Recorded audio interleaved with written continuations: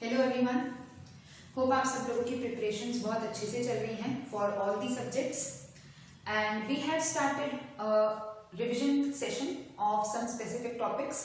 सो कल हम लोगों ने ट्रस्ट के बारे में डिस्कशन शुरू किया था और लास्ट लेक्चर में हम लोगों ने जो बात करी थी वहाँ पर हम लास्ट में वी हैड कंक्लूडेड दैट जो एग्जेम्पशंस हैं वो कैसे कैसे मिल सकते हैं। बेसिकली हमने एग्जेम्पशन लेने के बारे में सारी बातें करी थी एंड लास्ट में हम बात कर रहे थे कि रजिस्ट्रेशन के लिए अगर सेक्शन 11 में और 12 में आपको एग्जेम्पशंस लेनी है तो आप रजिस्ट्रेशन के लिए आपको कब अप्लाई करना है, इन सब के बारे में हम लोगों ने बात करी थी।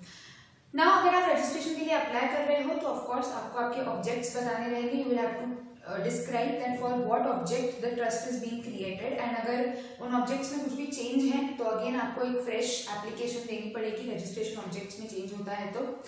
सिमिलरली अगर आप रजिस्टर्ड हो, एग्जेम्पशंस क्लेम कर रहे हो तो आपको ऑडिट करवाना है कि नहीं, आपके ऊपर रिटर्न फाइल करने की जरूरत है कि नहीं। तो 11-12 के एग्जेम्पशंस के बाद 11-12 के एग्जेम्पशंस का डिडक्शन लेने से पहले अगर आपकी इनकम जो है वो बेसिक एग्जेम्पशन से ज्यादा है तो yes you have to do audit, आपको आपकी ट्रस्ट का ऑडिट करवाना रहेगा। And similarly if the return कब फाइल करना है कब नहीं फाइल करना है, तो if there is a taxable income then the return has to be filed as per the requirements of section 139।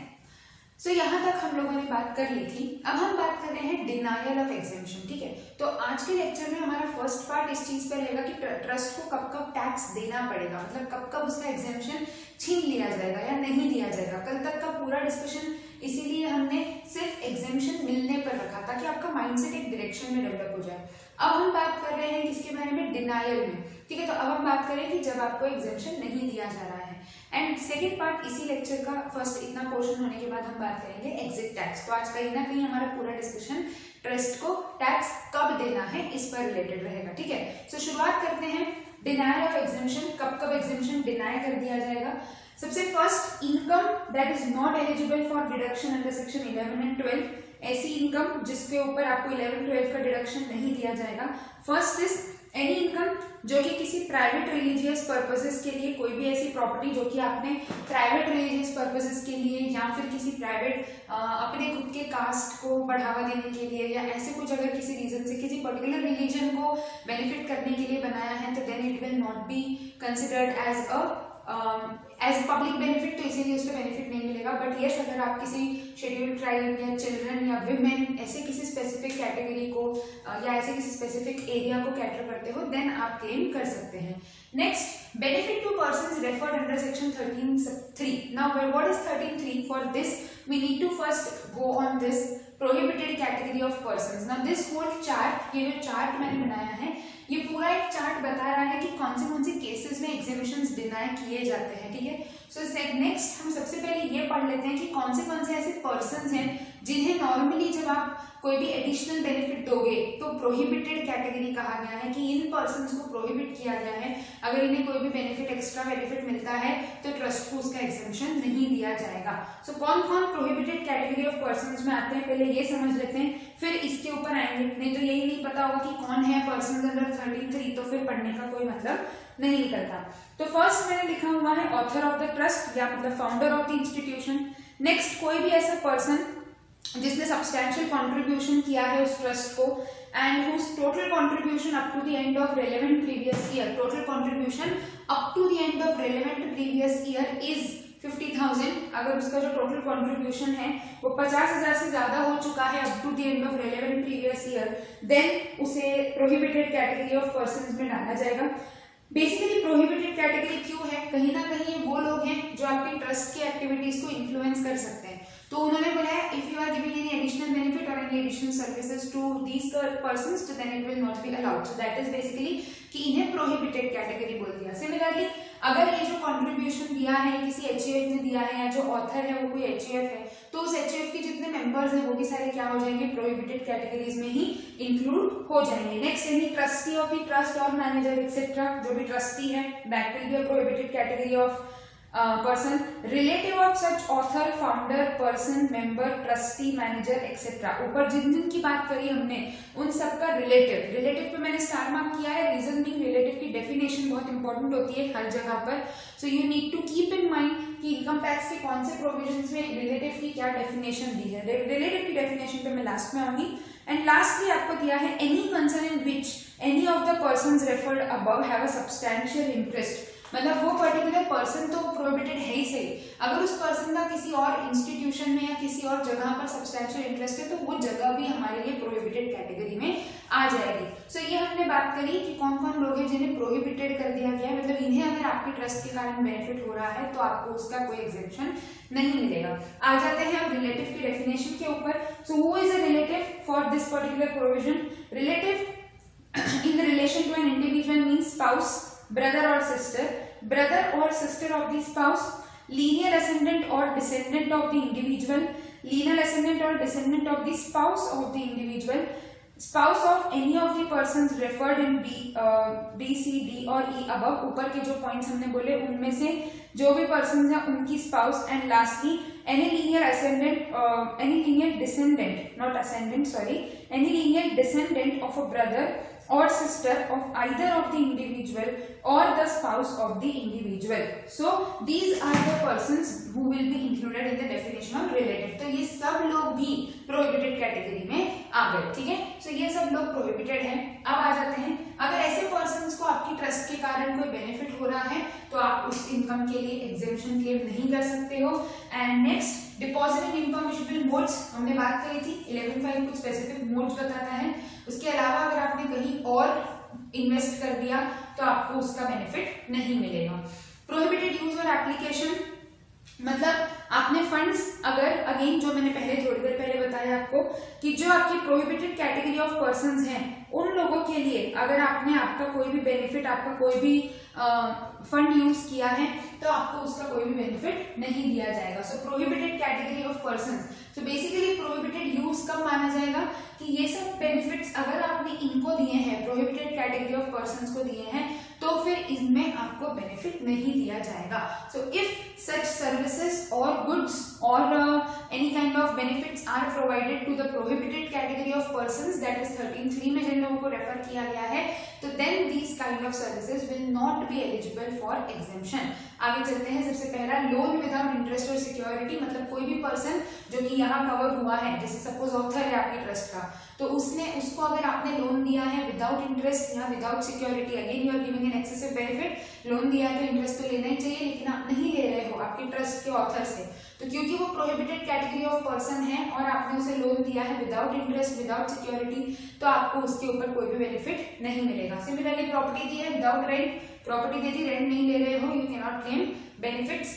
Access payment, इनएडिक्वेट remuneration, एक ही बात है, दोनों तरफ से सोचना है। अगर आपने कोई सर्विस ली है और आपने एक्सेस पेमेंट किया है सामने वाले को, क्योंकि वो कहीं ना कहीं आपसे रिलेटेड है, तो प्रोहिबिटेड कैटेगरी ऑफ पर्संस में है, तो आपको उसका बेनिफिट नहीं मिलेगा। सिमिलरली अगर आपने सामने वाले से सर्विसेज ली है और एक्स्ट्रा पेमेंट करा है, ज्यादा खर्चा दिखाने के लिए बुक्स में, ज्यादा एप्लीकेशन दिखाने के लिए बुक्स में, उसका बेनिफिट आपको नहीं मिलेगा। सिमिलरली अगर कोई प्रॉपर्टी खरीदी है, बेची है आपने और उसके लिए आपने एक्स्ट्रा पेमेंट किया है, या फिर अगर आपने परचेज, मतलब अगर आपने सेल करा है तो इनएडिक्वेट कंसिडरेशन में सेल कर दिया, again you will not be able to get the benefit.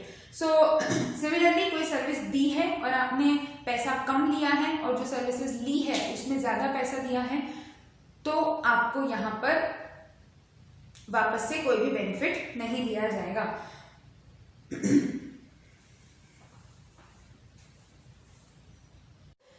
क्या लिखा है मैंने? एक्सेस पेमेंट, इनएडिक्वेट रेम्यूनरेशन, क्या बात मतलब निकला उसका कि अगर आपने कोई सर्विस ली है किसी पर्सन से जो कि प्रोहिबिटेड कैटेगरी में है और एक्सेस पेमेंट दे दिया है तो आपको उसका बेनिफिट नहीं मिलेगा। सिमिलरली अगर आपने कोई सर्विस दी है, सर्विस रेंडर करी है और आपने सामने वाले से पैसा कम चार्ज किया क्योंकि वो आपका ऑथर है या ऐसा कुछ बेनिफिट है, अगेन आपको उसका बेनिफिट नहीं दिया जाएगा। यहाँ पर सेम चीज प्रॉपर्टी के लिए भी एप्लीकेबल हो जाएगी। सो रेम्यूनरेशन की जगह कंसिडरेशन वर्ड के हिसाब से भी सोच सकते हैं। Moving on, diversion of income exceeding 1000 rupees, कोई इनकम है जो कि डाइवर्ट करी गई है towards the benefit of persons who are included in prohibited category of persons excess more than 1000 rupees, it will not be, you will not be able to claim benefit. Investment in substantial concerns, ऐसी कोई concern जहां पर person who are prohibited category में आ रहे हैं उनके कोई सब्सटैंशियल इंटरेस्ट है और ऐसी कंसर्न में आपने पैसे इन्वेस्ट किया है, the trust has invested amount in such a concern in which persons who are prohibited are having substantial interest, then you will not be able to claim the benefit. So these are, in these cases the exemption will be denied. Anonymous donations मैं अलग से ही discuss करूंगी, इसलिए मैंने सिर्फ section number लिखा है और नहीं लिखा है कुछ. Moving on next, advancement of general public utility. इसके बारे में भी हम लोगों ने लास्ट पार्ट में डिस्कस किया था दैट अगर आपका advancement of general public utility objective है तो फिर ऐसे केस में आपका जो ट्रेड रिसिप्ट्स हैं, ट्रेड एंड कॉमर्स से रिसिप्ट्स है, वो 20% से ज्यादा नहीं होनी चाहिए टोटल रिसिप्ट्स के. If it happens then you will be denied the exemption. लेकिन यहाँ पर ये चीज ध्यान रखनी है, मैंने लास्ट उसमें भी बोला था, पार्ट में भी बोला था कि एग्जेम्पशन डिनाई होना और रजिस्ट्रेशन कैंसिल होना दो अलग अलग बातें हैं. तो एग्जेम्पशन डिनाई हुआ इसका ये मतलब नहीं है that you are also your registration is also cancel for that particular year. जिस साल आपकी रिसिप्ट ज्यादा है वहां पर आपको एग्जेम्पशन नहीं दिया जाएगा. Moving on, non submission of form 10 at due date. Again last part में हम लोगों ने फॉर्म 10 की बात करी थी. अगर आपको अक्यूमुलेशन का बेनिफिट चाहिए, मतलब अगर आप एक्सेस अक्यूमुलेशन करना चाहते हो, 85% की जो इनकम है जो आपको वैसे अप्लाई कर देनी चाहिए, अगर उसमें से भी आप कुछ अक्यूमुलेट करना चाहते हो तो आपको फॉर्म 10 सबमिट करना होता है जिसमें पूरी डिटेल्स देनी होती है, याद है, स्टेटमेंट, और उसकी मैंने ड्यू डेट वगैरह भी आपको बताई थी कि आपको अगर बेनिफिट लेना है तो within what time period you have to submit that particular form. अगर आपने नहीं किया है सबमिट तो again in that case you will not be able to claim the benefit. So these are the cases where the exemption is denied. Moving on, हम सबसे पहले चलते हैं anonymous donations के ऊपर और बात करते हैं कि anonymous donations मतलब क्या है, किस किस को उसके ऊपर टैक्स देना है, किसको नहीं देना है, और अगर देना है तो किस हिसाब से टैक्स कैलकुलेट किया जाएगा.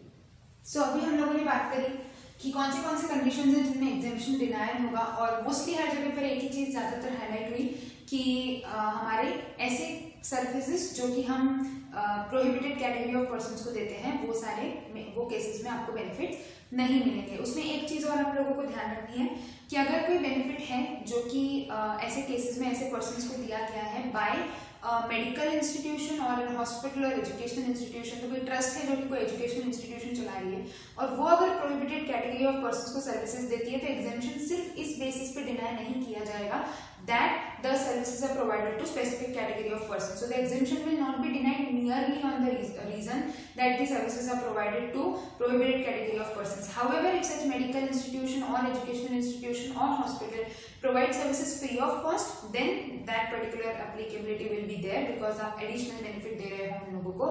लेकिन normally आपको उस केस में फिर कोई prohibition आपके ऊपर अप्लाई नहीं होगा. So we were discussing about anonymous donations. Anonymous donations का मतलब होता है basically that donations जो कि आपको नहीं पता है किसने दिए हैं, आपके पास कोई डिटेल नहीं है, कोई नाम नहीं है किसी पर्सन का, anonymous गुमनाम donations, ठीक है.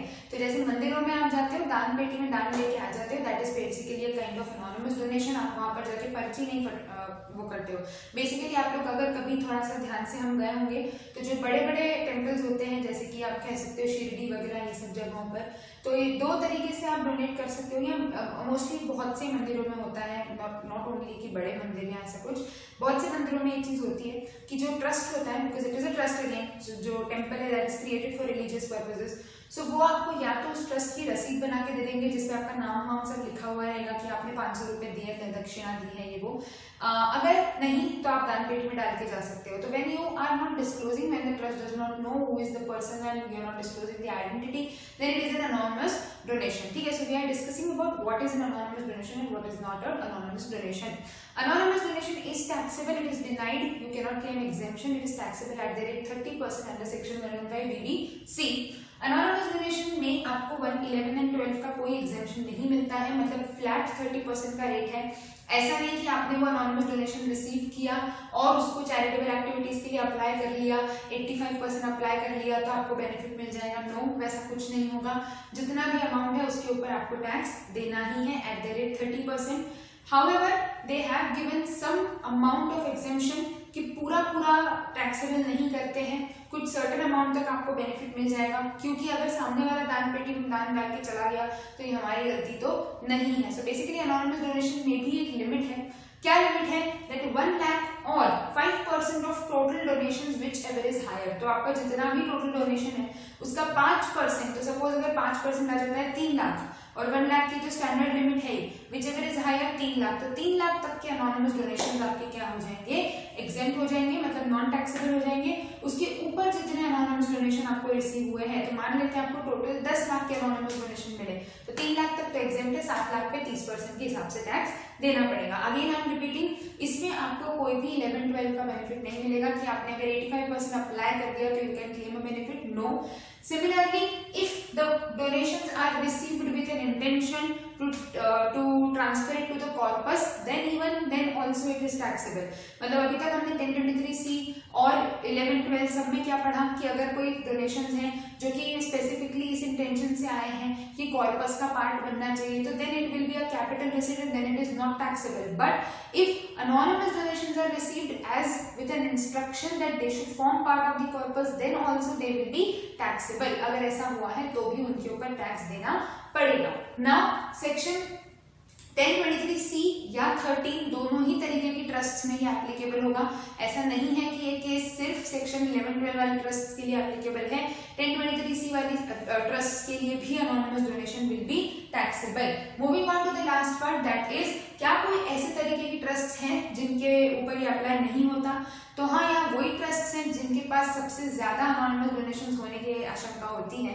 सो बेसिकली मंदिरों के पास सबसे ज्यादा आप कह सकते हो कि अनोनिमस डोनेशंस होते ही होंगे, because you can see in every temple और every religious place there is a दान पेटी kept. So basically religious purposes के लिए अगर बनी गई है, होली रिलीजियस पर्पसेस के लिए अगर कोई ट्रस्ट बनाई गई है, तो then this particular section does not apply. मतलब ये अनोनिमस डोनेशंस वाले जो ये हैं आपके कंडीशंस हैं वो अप्लाई नहीं होंगे।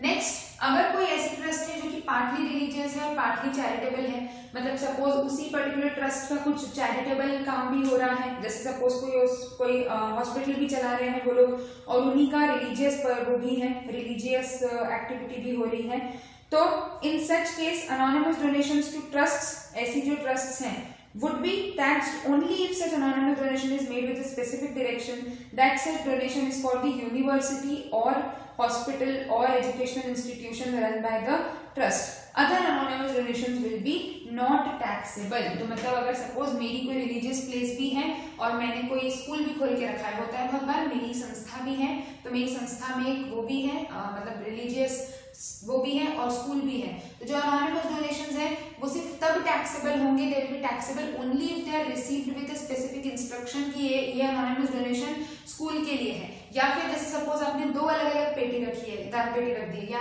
जो भी आपका वो हो सकता है कि यहाँ पर आप दक्षिणा दे रहे हो तो ये मंदिर के लिए जाने वाली है, मतलब रिलीजियस पर्पस के लिए जाने वाली है, और ये अदर मतलब स्कूल हॉस्पिटल जो भी हम चला रहे हैं हमारी तरफ से एक संस्था सेवा के हिसाब से वहां जाने वाले हैं, तो इधर जितना आया है वो टैक्सेबल होगा। अगर कॉमन है और कोई स्पेसिफिक डायरेक्शन नहीं रिसीव हुआ है तो then such anonymous donations can not be taxed because it will be assumed कि वो रिलीजियस पर्पसेस के लिए ही यूज किए जा रहे हैं। So this is what how you will calculate the tax on anonymous donation. तो एग्जामिनेशन में you have to be very very clear and very very you need to pay very much attention in the particular question कि यहाँ पर आप ध्यान आपको देना बहुत जरूरी है कि कौन सा वॉलंटरी कॉन्ट्रीब्यूशन है, कौन सा आपका अनोनिमस डोनेशन है, कौन सा ऐसा है जहाँ पे एग्जामिशन डिनाई हो सकता है, कौन सा ऐसा है जिसमें प्रोहिबिटेड पर्संस आ रहे हैं, कौन सा ऐसा है जिसमें 1023C में प्रिस्क्राइब्ड अथॉरिटी से परमिशन लेनी थी पर नहीं ली है, कौन से ऐसे जिसमें परमिशन की जरूरत नहीं थी, परमिशन अगर लेनी थी तो कब तक लेनी थी, तब तक हमने ली कि नहीं ली, हमारे ऊपर जो एडिशनल कंडीशंस हमने पढ़ी कुछ ऐसी हैं जो 1023C में भी अप्लाई होती है, कुछ ऐसी हैं जो और 11-12 में भी अप्लाई होती है, कुछ ऐसी है जो सिर्फ 1023C की है या सिर्फ 11-12 की है, तो 85% अप्लाई करना था, करा है कि नहीं, अगर एक्यूमुलेट किया है तो मोड स्पेसिफिक मोड्स में इन्वेस्ट किया है कि नहीं, तो ये सारे जो प्रोविजंस हैं वो सारे आपको एक साथ उस क्वेश्चन में अप्लाई करके देखने हैं एंड अकॉर्डिंगली डिसाइड करना है कि जो आप ट्रस्ट की टोटल इनकम कैलकुलेट कर रहे हो वो सही है या नहीं है। So with this we have completed broadly the discussions regarding the taxability in year after year. मतलब हर साल कोई भी ट्रस्ट को क्या क्या ध्यान रखना होता है जब आप अपनी इनकम कैलकुलेट करते हो या जब आपको देखना होता है कि मुझे ऑडिट करवाना है कि नहीं या मुझे रिटर्न फाइल करना है कि नहीं। So every year the computation that you do, every year the points that you have to keep in mind. Being a trust, being an institution, being an educational institution, any kind of trust, then either if you are covered in 1023C तो आपको क्या बात ध्यान रखनी है, अगर आप 11-12 में कवर्ड हो तो आपको क्या बातें ध्यान रखनी है, और कहाँ पर आके आपका एग्जामिशन डिनाई हो जाएगा, ये पूरा पोर्शन हम लोगों ने लाइन बाय लाइन एक एक करके डिस्कस किया। बेटर ये रहेगा कि इसके बाद आप एक बार मॉड्यूल रीडिंग लगा लें तो आप लोगों को सारे कॉन्सेप्ट्स और अच्छे से समझ में आ जाएंगे, और इसके बाद भी अगर आपको कहीं पे भी हेल्प लगती है तो हम आराम से डिस्कस कर ही सकते हैं। So with this now we will be moving to the next part, that is tax on exit. Exit tax मतलब अगर कोई ट्रस्ट डिसॉल्व हो रही है या मर्ज हो रही है या मर्ज हो रही है पर किसी नॉन चैरिटेबल ऑर्गेनाइजेशन के साथ मर्ज हो रही है, बंद हो रही है पर अपनी जो असेट्स हैं वो किसी दूसरे बिजनेस में ट्रांसफर करके बंद हो रही है या किसी दूसरे ट्रस्ट को ट्रांसफर करके बंद हो रही है, अलग अलग केसेस हो सकते हैं। सो किस केस में क्या टैक्सेबिलिटी रहेगी वो अब हम डिस्कस करेंगे। जिसे नॉर्मली कहा जाता है exit tax on the trusts.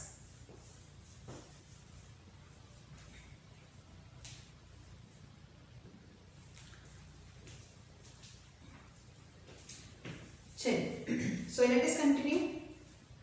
Exit tax, as it is commonly known, tax on accreted income of certain trusts and institutions. Normally जिसे exit tax कहा जाता है। Exit tax, as the name suggests, अगर trust exit हो रही है, बाहर हो रही है, डिसॉल्व हो रही है, कन्वर्ट हो रही है, मर्ज हो रही है, किसी भी कारण से जब ट्रस्ट बंद हो रही है उस वक्त क्या उसे कोई एडिशनल टैक्स देना पड़ता है, हम उसके बारे में बात कर रहे हैं। So till now we discussed that आपको अगर बेनिफिट लेना है तो आपको रजिस्ट्रेशन लेना पड़ेगा। हमने 1023C में बात करी कि कब आपको रजिस्ट्रेशन के लिए अप्लाई करना है, कब नहीं करना है। 11-12 के लिए आपको रजिस्ट्रेशन लेना होगा सेक्शन 12AA के अंदर, तो आप एप्लीकेबल एलिजिबल रहोगे। ये सारी बातें हमने करी। अब हम बाहर आने की बात कर रहे हैं, मतलब जिस पर्टिकुलर रजिस्टर्ड प्रोविजंस में आप हो वहां से बाहर आने के वक्त क्या आपको कोई अलग से टैक्स देना पड़ता है। नाउ प्रैक्टिकली अगर हम थोड़ी सी बात को समझने की कोशिश करें कि ये एग्जिट टैक्स क्यों है, जब हम ये समझ जाएंगे तो हमें ऑटोमेटिकली उसके पीछे की कैलकुलेशन समझना इजी पड़ेंगे। क्योंकि अभी जब मैं आप लोगों को एग्रीगेटेड इनकम के बारे में समझाऊंगी कि हाउ टू बी कैलकुलेटेड, बहुत सारे रूल्स हैं, तो हमें पहले उसका बेसिक नोशन समझना जरूरी है कि why is this tax introduced. अच्छा, वन मोर इम्पॉर्टेंट थिंग, इस पर्टिकुलर टॉपिक के ऊपर पास्ट कुछ एग्जामिनेशंस में क्वेश्चंस पूछे गए हैं, मतलब ट्रस्ट से तो पूछे ही जा रहे हैं, I should say rather her he attempt में क्वेश्चंस आ रहे हैं अराउंड 8 मार्क्स 10 मार्क्स तक के। बट इस एग्जिट टैक्स के ऊपर भी एक proper full fledged calculative examination में क्वेश्चंस पूछे गए हैं इन द पास्ट अटेम्प्ट्स, और if you check the past RTPs और पास्ट अटेम्प्ट पेपर्स, तो इसीलिए हमें इस पे फोकस करना भी बहुत ज्यादा जरूरी है। सो प्रैक्टिकली पहले तो थोड़ा सी बात करेंगे कि एग्जिट टैक्स क्यों इंट्रोड्यूस हुआ, and then we shift to the applications provisions of the exit tax. हमने ये बात करी कि कोई भी ट्रस्ट अगर वो कोई इनकम रिसीव करती है और उसको अप्लाई करती है अपने ही ट्रस्ट के ऑब्जेक्ट्स के लिए, तो उसे क्या मिल जाएगा, बेनिफिट मिल जाएगा, एग्जेम्पशन मिल जाएगा, और उसकी इनकम के ऊपर टैक्स नहीं लगाया जाएगा। करेक्ट। कोई ट्रस्ट काम कर रही है तब तक तो ठीक है, पर हो सकता है वॉलंटरीली बंद हो जाए, बहुत सारे कारण हो सकते हैं। मान लो जो पर्सन है वो नहीं कंटिन्यू करना चाह रहा, उसके आगे कोई और नहीं है कंटिन्यू करने वाला, उसने बंद कर दी ट्रस्ट, या मर्ज हो गई दो अलग अलग ट्रस्ट मर्ज हो गई, या एक ट्रस्ट किसी और ऑर्गेनाइजेशन के साथ मर्ज हो गई जो कि ट्रस्ट का काम नहीं करता, या डिसॉल्व हो गई। बहुत सारी अलग अलग चीजें हो सकती हैं। बात यहाँ पर यह है समझने की that why this exit tax was introduced या why it is introduced, that अगर हम ध्यान दें तो हमने ये पढ़ा 1023C हो या 12AA हो, कोई भी ट्रस्ट हो, कि कॉर्पस डोनेशंस के ऊपर आपको टैक्स नहीं देना होता है, और ना ही आपको ये प्रूफ देना होता है कि कॉर्पस डोनेशंस आपने अप्लाई कहाँ करे। पढ़ा अभी तक हमने हर जगह एप्लीकेशन ऑफ इनकम में क्या बात करी, आप अगर ध्यान से पढ़ें तो आपको मैंने ये भी लिखवाया है कि 85% एप्लीकेशन में मैंने लिखवाया था कि वॉलंटरी कॉन्ट्रीब्यूशंस इंक्लूड होते हैं, और वॉलंटरी कॉन्ट्रीब्यूशंस पढ़ाते वक्त मैंने आपको लिखवाया है however corpus donations do not form part of the total income. In fact 1023C में भी मैंने आपको एक पॉइंट लिखवाया है that note that the income does not include corpus donations. So corpus donations को आप इनकम में इंक्लूड ही नहीं कर रहे हो, तो जब वो इनकम में ही नहीं आ रहा तो इट ऑटोमेटिकली बिकम्स इररिलेवेंट कि वो अप्लाई हो रहा है कि नहीं हो रहा है। सो बेसिक पॉइंट जो डिपार्टमेंट को लगा, जो इनकम टैक्स डिपार्टमेंट को लगा कि यार कॉर्पस में जो पैसा आ रहा है, हम तो ये मान रहे हैं कि वो कैपिटल फंड है ट्रस्ट का, आगे पीछे ट्रस्ट के लिए यूज होगा, इसीलिए हम उसको क्या कर रहे हैं, टैक्स नहीं ले रहे हैं कि कैपिटल का पैसा है, कैपिटल पे टैक्स नहीं लिया जाएगा, इनकम पे टैक्स लिया जाएगा। लेकिन ये पैसा एक्चुअली कॉर्पस के लिए यूज हुआ कि मतलब बेनिफिट के लिए यूज हुआ कि नहीं हुआ, इसका तो कोई हिसाब ही नहीं है। So we have no clue that actually ये जो अक्रीशन हुआ है, अक्रीशन मतलब बेसिकली ग्रोथ, एडिशन। आज जब ट्रस्ट शुरू होती है तब एक छोटे अमाउंट से शुरू हुई, मान लो धीरे धीरे डोनेशंस मिलते गए, कॉर्पस डोनेशंस मिलते गए, और चीजें ऐड होती गई और आपका कॉर्पस फंड जो है वो धीरे धीरे बढ़ता चला गया। So this corpus fund, which is increased day after day or year after year, is an accretion of income. Your income has increased and इस income के ऊपर, इस accretion के ऊपर तो आपने कोई टैक्स दिया नहीं ना, आपको कोई एप्लीकेशन बताना पड़ा। अब आप इस स्टेज पर आ चुके हो कि if this particular income it is shown in the corpus, it is shown in the balance sheet as a corpus, right. अब सपोज मैंने मेरी ट्रस्ट, मान लो ये कॉर्पस बढ़ते बढ़ते बढ़ते बढ़ते मेरे पास 15 लाख रुपए की इनकम इकट्ठा हो चुकी है। अब उठा के मैंने मेरी ट्रस्ट को कन्वर्ट कर दिया एक बिजनेस एंटिटी में, पूरा का पूरा कॉर्पस ट्रस्ट का उठ के चला गया बिजनेस एंटिटी में। आज के 5 साल पहले, 10 साल पहले जिन लोगों ने कॉर्पस के इंटेंशन से पैसा दिया था, उनका इंटेंशन था कि ये पैसा ट्रस्ट के लिए यूज होगा, और वो कन्वर्ट हो गया एक ऐसे एंटिटी में जो कि 12AA के लिए एलिजिबल नहीं है। पैसा उठ के चला गया एक ऐसी एंटिटी के पास जो कि चैरिटेबल ऑर्गेनाइजेशन नहीं है, एंड ऑटोमेटिकली वो पैसा जो कि आपने कॉर्पस के नाम से कलेक्ट किया था, उसको बिना टैक्स दिए आप इजीली उस पैसे को किसी और चीज में, किसी और पर्पस में यूज कर रहे हो। So practically it was very difficult to identify for each trust. There are numerous trusts. कि अगर ट्रांसफर हुआ है तो ट्रांसफर होने के बाद वो पैसा कहाँ यूज हुआ, वो पैसा एक्चुअली चैरिटेबल के लिए यूज हुआ कि नहीं हुआ, ट्रांसफर के पहले क्या हुआ, बाद में क्या हुआ, and all these may lead to a point that this corpus amount was being used at a place where it should not be used, जहां पर इसे यूज नहीं होना चाहिए था। So exit tax was introduced, मतलब आप जब अपनी ट्रस्ट को बंद कर रहे हो तब in some certain specific circumstances you will have to calculate an additional tax. Now again pay attention, this is an additional tax. मतलब अब रेगुलर आपका अगर कोई इनकम टैक्सेबल हो रही है, जो अभी तक हमने पढ़ा है कि आप एग्जेम्पशन क्लेम कर सकते हो वगैरह है, ये सब चीजें, पर अगर आपका मान लो एनोनिमस डोनेशन हो गया, अगर आपका वॉलंटरी कंट्रीब्यूशन में 85% एप्लीकेशन नहीं हो पाया, तो जो भी आपका टैक्सेबल इनकम आएगा वो इनकम पे टैक्स तो देना ही है। Apart from that this is an additional tax. In fact अगर आपका कोई रेगुलर टैक्स नहीं भी बन रहा है तो भी आपको एडिशनल टैक्स तो देना ही है। मान लो उस रेगुलर इनकम उससे कुछ भी नहीं हुई, सिर्फ ये इनकम है, तो भी आपको टैक्स देना है। So what we are studying is that what are the circumstances in which aggregated income is taxable, at what rate it is taxable, how do we calculate the taxable amount and the procedural format, आगे क्या क्या कैसे कैसे calculation होते हैं। तो चलते हैं सबसे पहले व्हेन इट इज अट्रैक्टेड, तो कौन से सर्कमस्टेंसेस में अट्रैक्ट होगा। So exit tax is to be paid at the rate of maximum marginal rate, that is 34.944% and it is attracted when the entity, the trust is converted into a form which is not eligible to be registered under 12AA। हमने बात करी registration होगा तो benefit मिलते हैं आपको, है ना। सो रजिस्ट्रेशन 12AA में नहीं मिल सकता, ऐसे किसी एंटिटी में कन्वर्ट हो गए, अगेन आपको टैक्स देना पड़ेगा।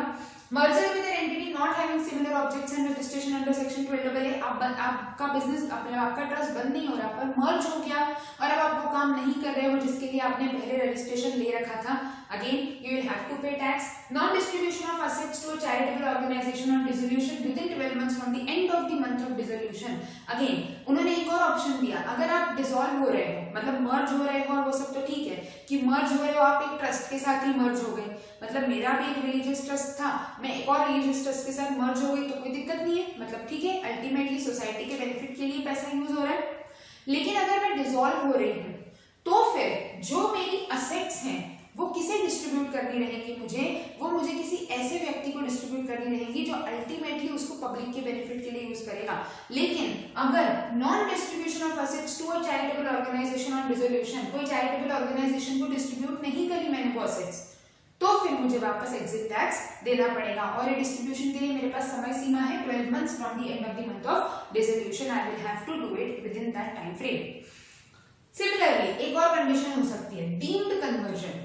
अगर आप डायरेक्टली कन्वर्ट हुए हो to an entity which is not registered under 12AA, जैसा कि मैंने पहले एग्जांपल दिया था कि मैं ट्रस्ट थी और मैं कंपनी में कन्वर्ट हो गई, प्रॉपर बिजनेस वाली कंपनी में कन्वर्ट हो गई, प्राइवेट लिमिटेड कंपनी में कन्वर्ट हो गई, तो यहाँ पर तो मैं डायरेक्टली कन्वर्ट हो गई एक ऐसी एंटिटी में जो कि 12AA में रजिस्टर्ड नहीं है। बट क्या कोई ऐसे केसेस हो सकते हैं जब ये डीम कर लिया जाएगा, it will be deemed that you have been converted into an entity which is not being registered under 12AA, तो yes there are some conditions in which you will be deemed to be converted into an entity which is not registered under 12AA.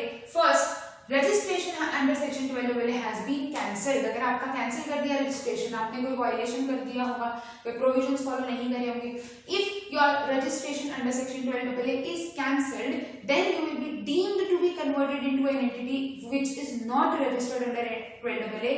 Similarly, मैंने अभी आपको बताया था कि अगर आप कोई भी रजिस्ट्रेशन लेते हो 12AA में और फिर आप उसके बाद अपने ऑब्जेक्ट्स चेंज करते हो, तो you have to apply for a fresh registration. So if you have not applied for a fresh registration or you had applied for a fresh registration after change or modification of your objects but that registration was cancelled, आपने objects change करे, आपने एक नए registration के लिए apply किया पर आपका वो नया रजिस्ट्रेशन जो है वो भी कैंसिल हो गया, so ultimately you will be again deemed to be converted into an entity which is not registered under 12AA. Get the point? So these are the conditions in which exit tax comes into play. तो question में आपको ध्यान रखना है सबसे पहली चीज कि कौन से केस में आपका एग्जिट टैक्स एप्लीकेबल हो रहा है। क्लियर? आगे चलते हैं। Now what is the meaning of accreted income? We will discuss this in very much detail क्योंकि इसका कैलकुलेशन हमें समझना बहुत जरूरी है, पर शॉर्ट में बात कर लेते हैं। So क्या बोला उन्होंने? Meaning of accreted income is fair market value of total assets as on the specified date. Specified date क्या है वो भी मैं आपको बताऊंगी। जो स्पेसिफाइड डेट है उस दिन आपकी असेट्स की fair market value less liability, total liability, और इनको वैल्यू कैसे करना है, इन सब चीजों की वैल्यू कैसे निकाली जाएगी वो भी अपने को इनकम टैक्स डिपार्टमेंट ने ही बताया है। कोई फालतू कंफ्यूजन ही नहीं होना कि किसी ने कोई और तरीके से वैल्यूएशन कर लिया, किसी ने कोई और तरीके से वैल्यूएशन कर लिया, इतना प्रॉब्लम नहीं क्रिएट होगा। So basically meaning of accreted income is fair market value of total assets as on specified date less total liability and as it is computed as per the provisions given by the income tax department. अब specified date, assets as on specified date, तो specified date मतलब क्या है, किस दिन की assets देखनी है आपको, वो हमें ध्यान देना पड़ेगा। तो डिपेंडिंग ऑन द कंडीशन, जिस कारण से आपके ऊपर ये टैक्स एप्लीकेबल हो रहा है, the reason why you are paying exit tax will determine what will be your specified date. ठीक है? So specified date अगर आप कन्वर्ट हो रहे हो, इंटेंशनली कन्वर्ट हो रहे हो किसी ऐसी एंटिटी में जो मैंने पहले एग्जांपल दिया था, तो then it will be date of conversion. ठीक है? आपका डेट जो है वो कन्वर्जन का डेट माना जाएगा। अगर डीम्ड कन्वर्जन हो रहा है, डीम्ड कन्वर्जन मतलब रजिस्ट्रेशन कैंसिल हो गया या मॉडिफिकेशन हुआ और आपने अप्लाई नहीं किया, या फिर आपने तो अप्लाई किया था पर फिर से कैंसिल हो गया, तो फिर डेट ऑफ कैंसिलेशन ऑर्डर, अगर कैंसिलेशन है तो देन अगर मॉडिफिकेशन के कारण गड़बड़ हुई है तो date of modification. This will be a date, specified date for calculation of accreted income। Merger हुआ है तो डेट ऑफ मर्जर, डिसोल्यूशन हुआ है तो date of dissolution. Depending on the specific circumstances आप कौन से तारीख की असेट लोगे वो हमने यहाँ पर लिखा है, नोट कर लीजिए। And next we are moving on to the discussion about the how to calculate the accreted income।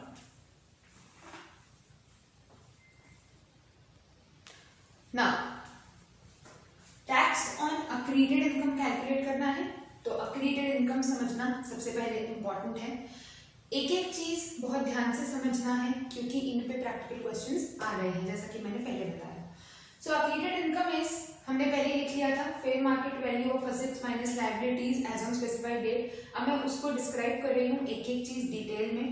Fair market value of assets as on specified date minus liabilities में आपको कुछ चीजों को इग्नोर करना है, मतलब कुछ असेट्स और कुछ लायबिलिटीज को इग्नोर करना है। So which assets and which liabilities are to be ignored?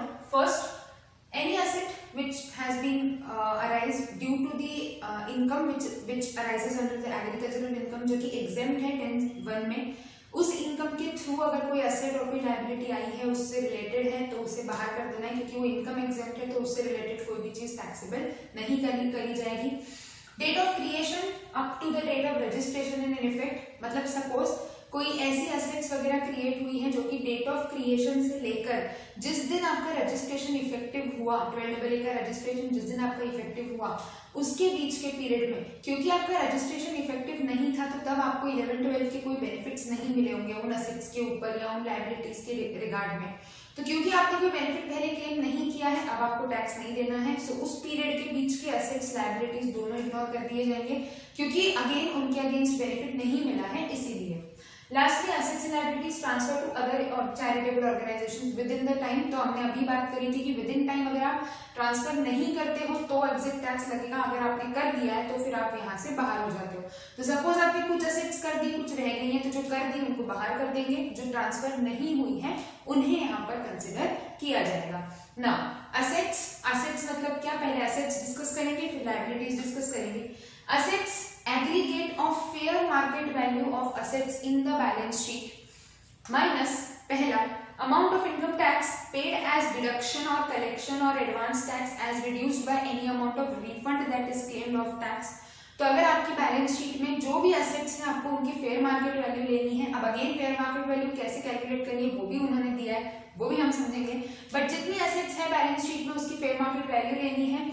बस दो चीजों को एक्सक्लूड कर देना है, रिड्यूस कर देना है। पहला, अगर कोई टैक्स दिख रहा है आपको बैलेंस शीट में पेड एज डिडक्शन और कलेक्शन और advance tax should be reduced by refund, इसे हटा दो आपके एसेट्स में से। और दूसरा, कोई भी ऐसा एसेट जो कि एक्चुअली एसेट नहीं but is shown as an asset, basically जैसे अकाउंट्स में फिक्टिशियस एसेट के नाम से बोलते हैं, जैसे कि अनडेफर्ड रेवेन्यू एक्सपेंडिचर का अनअमोर्टाइज्ड अमाउंट जो होता है, ऐसी एसेट्स को भी बाहर कर देंगे क्योंकि वो एक्चुअली कोई एसेट नहीं है। इन्हें हटा देने के बाद अब हम समझ रहे हैं कि fair market value of assets basically क्या होता है। सो अलग अलग एसेट्स के बारे में बात करेंगे। अभी मैंने सिर्फ फर्स्ट कैटेगरी ऑफ एसेट लिखी है, that is shares and securities. तो फर्स्ट कैटेगरी ऑफ एसेट हम बात कर रहे हैं शेयर्स एंड सिक्योरिटीज, कि अगर आपकी बैलेंस शीट में शेयर्स एंड सिक्योरिटीज है तो उन्हें किस तरीके से वैल्यू किया जाएगा, उनकी फेयर मार्केट वैल्यू कैसे निकाली जाएगी। Now if shares and securities are appearing in the balance sheet, to calculate fair market value आपको कुछ कैटेगरी में उन्हें बांटना होगा। You will have to classify the shares can be either quoted और unquoted and there can be securities other than shares. तो तीन parts में बांटा हमने, quoted share, unquoted share, securities other than shares.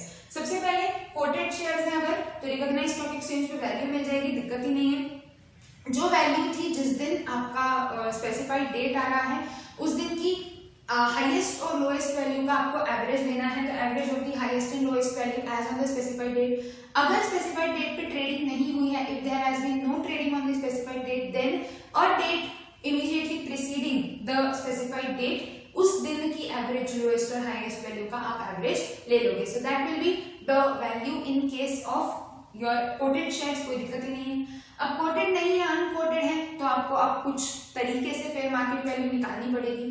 तो बहुत प्रॉपरली हम एक एक चीज को समझते जाएंगे। अगर अनकोटेड शेयर्स हैं तो हमें एक फॉर्मूला लगाना पड़ेगा ताकि हम उसकी वैल्यू निकाल पाए। वैल्यू निकालने का तरीका है a + b - l × PV/PE। कोई बहुत कॉम्प्लिकेटेड सा फॉर्मूला नहीं है, ये नॉर्मली हम अकाउंट्स में भी फॉलो करते हैं, वैल्यूएशन टेक्निक में आ जाती है ये चीज, कि अगर अनलिस्टेड कंपनी है, अनकोटेड शेयर्स हैं, तो उसकी शेयर्स की वैल्यू निकालने के लिए आपको नेट एसेट्स मेथड फॉलो करना पड़ता है बेसिकली। तो एसेट्स माइनस लायबिलिटीज करते हो आप, उसी का तरीका दिया है इन्होंने भी। तो ये a + b - l × PV/PE जो ये पूरा फॉर्मूला है, इसको हम सिंपल समझते चलेंगे, अकाउंट से कनेक्ट करते चलेंगे। वही कर रहे हैं हम, एसेट्स माइनस लायबिलिटी कर रहे हैं, एक शेयर की वैल्यू निकाल के हम पूरे शेयर्स की वैल्यू निकालने की कोशिश कर रहे हैं। तो सबसे पहले एसेट्स क्या है, तो a + b असेट्स को डिनोट करता है। नाउ अगेन पे अटेंशन, ये फॉर्मूला आपको आगे भी एक दो जगह पर काम आएगा, मतलब इसी कैलकुलेशन में। तो इसके जो नोटेशंस है वो ध्यान से समझ लें। a is again value of assets, b is also value of assets. तो दो पार्ट्स में बांट दिया है असेट्स को। a is book value of assets in the balance sheet, कुछ असेट्स की बैलेंस शीट की वैल्यू लेनी है other than Boolean, jewellery, precious stones, artistic work, shares, securities and immovable property as reduced by, ये जो मैंने यहाँ पर लिखे हैं वहां और कौन से असेट्स हैं वो अभी हमने बात करी, मैंने रीड आउट किया। एज रिड्यूस्ड बाय, ये सेम चीजें, income tax that is paid as deduction और कलेक्शन और advance tax as reduced by income tax refund and any asset which is shown as a fictitious asset. तो जो balance sheet है जहां की आप अनकोटेड शेयर्स की वैल्यू निकाल रहे हो, उस बैलेंस शीट की बुक वैल्यूज लेनी है आपको और उसमें से Boolean, jewellery, artistic works in सबको बाहर कर देना है और इनकम टैक्स और आपकी फिक्टिशियस एसेट्स को भी बाहर कर देना है। B is basically fair market value of bullion. तो इन्हें जिन्हें यहाँ से बाहर किया था उनकी बुक वैल्यू नहीं लेनी है, बाकी एसेट्स की क्या लेनी है, बुक वैल्यू। जिनको यहाँ से बाहर किया उनकी बुक वैल्यू नहीं लोगे, आप लोगे उनकी fair market value of bullion, jewellery etcetera, जो यहाँ पर लिखे थे वही as per the rules. Again इसके रूल्स भी हैं कि इनकी फेयर मार्केट वैल्यू कैसे निकालनी है। सो क्या किया हमने, असेट्स देखी सामने वाले की असेट्स में से हमने दो बाइफरकेशंस कर दिए, जो बुलियन और ये सब है उनकी फेयर मार्केट वैल्यू लेंगे, बाकियों की बुक वैल्यू लेंगे और ये इनकम टैक्स और फिक्टिशियस एसेट्स को हटा दिया। लायबिलिटीज आपको सब्ट्रैक्ट करनी है। Book value of liabilities in the balance sheet में जो भी बुक वैल्यूज हैं लायबिलिटी की उसको आप सब्ट्रैक्ट करोगे। नॉट इंक्लूडिंग द फॉलोइंग, क्या क्या इंक्लूड नहीं करना है, contingent liabilities other than arrears of dividends payable, contingent liabilities other than arrears आपको दिख रहा होगा बोर्ड पर। Amount set apart for payment of dividends of preference and equity shares, अगर आपने कोई अमाउंट सेट अपार्ट किया डिविडेंड के लिए वो लायबिलिटी नहीं माना जाएगा। Reserves and surplus by whatever name called, even if the resulting figure is negative other than those set apart towards depreciation, depreciation के लिए अगर कोई रिजर्व रखा है वो हटा देंगे, पर बाकी आप इसके अलावा कोई और रिजर्व्स को लायबिलिटी में इंक्लूड नहीं करोगे। Any amount representing provision for tax other than amount of income tax paid as deduction or collection at source or advance payment as reduced by the refund, same चीज जो ऊपर लिखी थी। तो इसके अलावा अगर कोई इनकम टैक्स है, प्रोविजन फॉर टैक्स है, वो लायबिलिटी नहीं माना जाएगा। अनअसर्टेन लायबिलिटी की प्रोविजंस, कोई भी प्रोविजंस जो कि अनअसर्टेन लायबिलिटी के लिए बनाए गए हैं, ऐसे प्रोविजंस जो एक ऐसी लायबिलिटी के अगेंस्ट बनाए गए हैं जो लायबिलिटी सर्टन नहीं है, अगेन उन्हें हटा देना है। And amount of cumulative preference shares, any amount of cumulative preference shares, इन्हें भी आप लायबिलिटी नहीं मानोगे।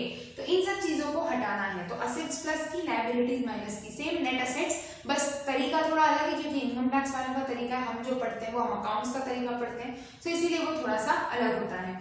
Now we will be discussing PE and PV. PE is paid up equity capital, जो भी इक्विटी कैपिटल है उस पर्टिकुलर ऑर्गेनाइजेशन की। So paid up value of such equity shares and multiply करना है आपको, डिवाइड करना है आपको पेड अप इक्विटी वैल्यू से, जो अमाउंट है total amount of paid up equity capital as shown in the balance sheet, इसे total paid up equity capital से डिवाइड करना है और उस शेयर की पेड अप वैल्यू, जिन शेयर्स की आप वैल्यू निकाल रहे हो उन शेयर्स की पेड अप वैल्यू से क्या करना है, मल्टीप्लाई करना है। So paid up value of such shares से आप क्या कर दोगे, मल्टीप्लाई। तो असेट्स लिखी, लायबिलिटीज माइनस करी, जो अमाउंट आया उसको माइनस कर डिवाइड कर दिया अपने total paid up equity capital से और मल्टीप्लाई कर दिया जो आपके वाले शेयर्स हैं उनसे, तो आपकी वैल्यू आ गई, आपके शेयर्स की वैल्यू आ गई। बेसिकली अगेन कहीं ना कहीं अकाउंट्स का ही कॉन्सेप्ट है, थोड़ा सा बस मॉडिफाइड वर्जन है as per income tax. Last मैंने बोला था कि अनकोटेड कोटेड शेयर्स के अलावा अदर देन शेयर्स भी हो सकता है कोई एसेट हो। तो सिक्योरिटीज अदर देन शेयर्स, अगर कोई है shares and securities other than equity shares, basically अगर मैं और प्रिसाइसली हम बात करें तो shares and securities other than equity shares, equity shares में तो हमने ये बात कर ली, अदर देन इक्विटी शेयर्स अगर है या कोई और सिक्योरिटी है तो क्या होगा, fair market value of shares and securities other than equity shares shall be estimated to be the price which it would fetch if sold in the open market on the specified date on the basis of valuation report of a merchant। तो आपका fair market value कैसे निकाला जाएगा कि open market में अगर specified date पे इन shares को बेचा जाए, if they are sold in the open market, तो जो मर्चेंट होगा, जो मर्चेंट बैंकर होगा, वो उसकी जो वैल्यू निकालेगा that will be your fair market value. So this is how you will calculate the value of assets. Again मैं थोड़ा सा पीछे जाती हूँ, बहुत सारी वैल्यूएशन हो गई तो कभी कंफ्यूजन हो जाता है कि किसमें क्या प्लस कर रहे थे क्या माइनस कर रहे थे। हमने शुरू में बोला था कि अक्रीडेड इनकम निकालनी है, अक्रीडेड इनकम के लिए जो ट्रस्ट है उसकी असेट्स और लायबिलिटीज का डिफरेंस चाहिए, उसकी एसेट्स की फेयर मार्केट वैल्यू चाहिए और उसकी एसेट्स में अगर किसी और कंपनी के शेयर या किसी और कंपनी की सिक्योरिटीज हैं तो उनकी वैल्यू चाहिए। ठीक है, तो हमने अभी क्या निकाल लिया कि ट्रस्ट की एसेट्स की वैल्यू कैसे निकालेंगे। अगर उनमें शेयर्स हैं तो ये तरीका है। अब चलते हैं आगे कि शेयर्स एंड सिक्योरिटीज के अलावा सपोज इमूवेबल प्रॉपर्टी है, ट्रस्ट की जो बैलेंस शीट है उसमें तो इमूवेबल प्रॉपर्टी भी हो सकती है, कोई लैंड हो सकते हैं, कोई शेयर्स हो सकते हैं, कोई भी चीजें हो सकती हैं। तो जो ट्रस्ट की एसेट्स हैं उनमें अगर शेयर्स एंड सिक्योरिटीज हैं तो उन शेयर्स एंड सिक्योरिटीज की वैल्यू इस तरीके से निकाली जाएगी, ये हमने बात करी। Now moving on to the next category of asset that is immovable property. चलिए, नेक्स्ट कैटेगरी ऑफ एसेट्स हो सकती है इमूवेबल प्रॉपर्टी। तो अगर कोई ट्रस्ट की बैलेंस शीट आपने देखी, आपको उसमें इमूवेबल प्रॉपर्टी दिख रही है, तो क्या वैल्यू दी जाएगी उसकी for calculation of accreted income. The price that it would fetch if it is sold in the open market as per the valuation report given by the merchant banker, या जो वैल्यूअर रजिस्टर्ड है उसकी valuation report के हिसाब से जो price आएगी open market में वो, या फिर stamp duty value as on the specified date whichever is higher. तो जो भी उसकी वैल्यू आएगी स्पेसिफाइड डेट पे ओपन मार्केट में वो, या specified stamp duty value as on specified date, that will be considered for valuation of immovable property. Next, अगर कोई बिजनेस अंडरटेकिंग है हमारे पास, मतलब हमने कोई और बिजनेस अंडरटेकिंग को अक्वायर करके रखा है तो वो भी मेरे एसेट्स में दिख रहा होगा। तो अगर मेरी एसेट्स पे कोई बिजनेस अंडरटेकिंग है तो आपको उसकी नेट एसेट्स निकालनी है। देखो ध्यान से समझो इस चीज को, प्रैक्टिकली मेरा ऐसा मानना है कि आप इसका एक क्वेश्चन जरूर करके देखना एग्जाम के पहले, आपको इजीली मिल जाएगा। लास्ट कोई भी आप आर्टिकल पे उठा के देख सकते हैं। आई ट्राई कि मैं अटेम्प्ट भी आपको मेंशन कर ही दूंगी, या आप पास्ट पेपर्स में देख सकते हैं सजेस्टेड से, उसका आप सॉल्यूशन भी आपको इजीली मिलेगा। अगर आपको कहीं पे कोई दिक्कत आती है तो हम डिस्कस कर लेंगे कैलकुलेशन पार्ट में। बट बेसिकली है क्या कि जैसे ही बैलेंस शीट है, बैलेंस शीट में यहाँ पर सपोज आपने लिखा है कि कोई बिजनेस अंडरटेकिंग है एबीसी एंटरप्राइजेस, ठीक है। अब ये एबीसी एंटरप्राइजेस ये ट्रस्ट की बैलेंस शीट है, हमको ट्रस्ट की अक्रीटेड इनकम निकालने के लिए हमको ट्रस्ट की टोटल एसेट्स चाहिए। तो टोटल एसेट्स की हमको फेयर मार्केट वैल्यू चाहिए। अब फेयर मार्केट वैल्यू निकालते निकालते हमने देखा कि हमारे पास तो कोई और बिजनेस है, उस बिजनेस की नेट एसेट्स निकालनी पड़ेगी। मतलब अगर हमको हमारी एसेट की फेयर मार्केट वैल्यू निकालनी है और हमारी एसेट में कोई और बिजनेस है तो हमें उस बिजनेस की फेयर मार्केट वैल्यू निकालनी है इन शॉर्ट, और उस बिजनेस की फेयर मार्केट वैल्यू निकालने के लिए हमें उसकी नेट एसेट्स निकालनी है। तो ये जब मैं a + b - l लिखती हूँ ना, ये किसकी एसेट्स और किसकी लायबिलिटी की बात हो रही है, उस बिजनेस की एसेट्स और लायबिलिटी। वो जो वैल्यू आएगी a + b - l करके, वो आपके हिसाब से उस एंटरप्राइज की फेयर मार्केट वैल्यू रहेगी। सिमिलरली जो मैंने अनकोटेड शेयर्स में बोला था, इसीलिए मैंने बोला था कि उस वैल्यू फॉर्मूले को ध्यान से समझना। अनकोटेड शेयर्स हैं, अब ये शेयर्स है मान लो आपकी बुक्स में पड़े 40,000 रुपए, लेकिन इन अनकोटेड शेयर्स की आज क्या वैल्यू है, स्पेसिफाइड डेट पे क्या वैल्यू है, कैसे पता चलेगा। तो उसके लिए आपको सामने वाले का नेट एसेट्स निकालना पड़ेगा सबसे पहले, और उस नेट एसेट्स के हिसाब से आपको क्या करना पड़ेगा कि कितने शेयर्स हमारे पास हैं उनकी वैल्यू निकालनी पड़ेगी। कि अगर उस कंपनी की नेट एसेट्स इतनी है, टोटल उस कंपनी की इक्विटी इतनी है और हमारे पास उस कंपनी के इतने शेयर्स हैं, तो उस नेट एसेट्स में से हमारा पोर्शन कितना हुआ, तो हमने फेयर मार्केट वैल्यू निकाली। आ रही बात समझ में। So this is how you are calculating the assets. Please confuse नहीं होना कि कहां पर एसेट्स कैसे निकालनी है, कहां पर लायबिलिटीज कैसे निकालनी है। अगर आप लोगों को कहीं दिक्कत आ रही है तो आप सबसे बेस्ट तो मैं यही कहूंगी कि क्वेश्चन एक सॉल्व जरूर करके देखें, और फिर भी कहीं पे भी दिक्कत आ रही है तो हम लोग हैं, हम आराम से डिस्कस कर सकते हैं। एनी अदर एसेट, इन सब के अलावा कोई भी अगर एसेट है तो आपको क्या निकालना है, price that would it would ordinarily fetch in the open market, same चीज जो मैंने यहाँ लिखी थी as per the valuation report. तो उसके हिसाब से आपकी एसेट्स आ गई। तो अब आपकी बैलेंस शीट में जो भी एसेट्स है, मतलब ट्रस्ट की बैलेंस शीट में अगर आपको इमूवेबल प्रॉपर्टी दिख रही है, furniture, machinery, shares, securities, unquoted shares, quoted equity shares, unquoted shares, या आपको बिजनेस अंडरटेकिंग मिल रही है, जो भी चीज आपको एसेट साइड पे दिख रही है किसी ट्रस्ट के, उन सारी चीजों की आपने फेयर मार्केट वैल्यू निकाल के अलग रख दी। ठीक है, हमने एक एक एसेट के बारे में बात करी। अब बात करते हैं लायबिलिटी। ये हमने ये पोर्शन कंप्लीट करा अभी, ठीक है, कि एसेट्स में जो जो चीजें दिख रही है उनकी वैल्यू कैसे निकाली जाएगी। अब बात कर रहे हैं लायबिलिटी। हो सके तो इसी फॉर्मेट में समझो और आपका पूरा नोट्स बनाते जाओ, एक दिन पहले आपको रेफर करने के लिए ये बहुत हेल्पफुल रहेगा। अब मैं बात करूंगी कि लायबिलिटी को कैसे डिटरमाइन करना है। चलिए, so now let us discuss about the liabilities. Assets के बारे में तो बात हमने कर ली। तो ट्रस्ट की जो बैलेंस शीट होगी उसकी असेट्स की वैल्यू निकाल ली हमने, फेयर मार्केट वैल्यू निकाल ली। अगर वो शेयर्स हैं, अगर वो सिक्योरिटीज हैं, अगर वो कोटेड हैं, अनकोटेड हैं, अदर देन शेयर्स हैं, जो भी हमने हर एक केस में मूवेबल प्रॉपर्टी है, जो भी उसकी बैलेंस शीट में अलग अलग तरीके की एसेट्स दिख सकती है, उनकी वैल्यू कैसे निकालनी वो हमने बात कर ली। अब आ रहे हैं लायबिलिटी पर। Liability again book value of all the liabilities on the that are appearing in the balance sheet of the trust as on the specified date. जो लायबिलिटीज हैं उनकी बुक वैल्यू एक्सक्लूडिंग कैपिटल, कोई corpus capital जो भी है उसे हटा देंगे। रिजर्व्स एंड सरप्लस उन्हें हटाया जाएगा, वो लायबिलिटी में नहीं इंक्लूड किया जाएगा। कॉन्टिंजेंट लायबिलिटीज हैं अगर कोई भी, तो कॉन्टिंजेंट लायबिलिटीज को भी आप हटा दोगे। Any amount representing provisions for meeting liabilities which are not ascertain, so basically uncertain liability के लिए कोई प्रोविजन बनाया है वो हटा देंगे। And lastly provision for tax other than, again same चीज, provision for tax other than amount of tax paid as deduction or collection or advance tax as reduced by the amount of tax claimed as refund. So to the extent the excess over the income tax payable with reference to the income in accordance with the law is applicable. So ये हमने बात कर ली कि liabilities में से क्या क्या हमें exclude करना है। अब असेट में से लायबिलिटी माइनस करी, आ गई हमारी अक्रीडेड इनकम। अक्रीडेड इनकम पे आप एमएमआर के हिसाब से टैक्स लगाओगे। अब टैक्स लगाएंगे तो हमने बात पहले ही कर ली कि एग्जिट टैक्स तो देना ही है, आपका भले रेगुलर टैक्स बने नहीं बने, यू हैव टू पे एग्जिट टैक्स। बात कर लेते हैं कि एग्जिट टैक्स पे कब तक करना है, what is the time period of payment. तो ये मैंने टाइम पीरियड लिखा हुआ है, थोड़ा सा मैंने शॉर्ट में लिखा है इस चीज को।